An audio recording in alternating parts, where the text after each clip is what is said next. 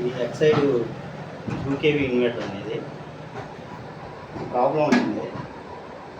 Problem ఏంటంటే ఇది board complaint ఉంది. ఇన్వర్టర్లోంచి అవుట్పుట్ పనిచేయట్లేదు, అవుట్పుట్ రావట్లేదు అన్నమాట.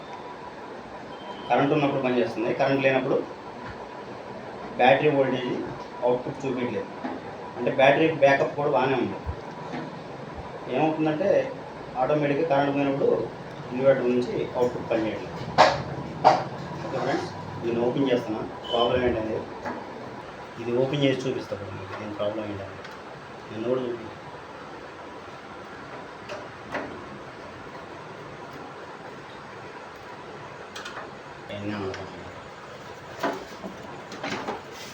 ల్యాంప్ పడాలి.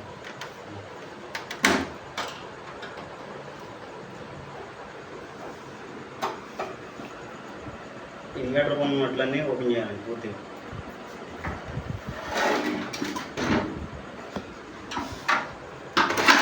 దీని వెనకాల ఇన్పుట్ అవుట్పుట్ చూపిస్తుంది. ఈ అవుట్పుట్ వోల్టేజ్ రావట్లేదు అనమాట. ఇది ఇన్పుట్ అంటే ఇది పవర్ వచ్చే కేబుల్ అనమాట. ఇది అవుట్పుట్ కేబుల్, ఇన్వర్టర్ పవర్ వచ్చేది.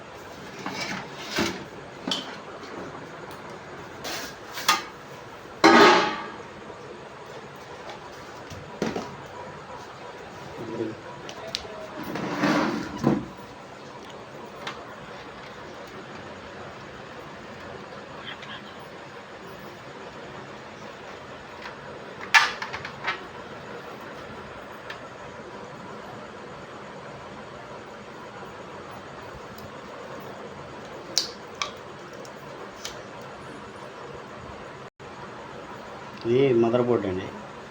బోర్డే కంప్లైంట్ ఉంది. ఇది సెట్టింగ్ మార్చాలి.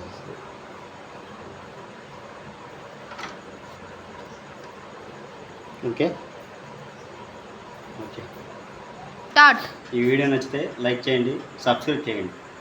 Okay friends, bye.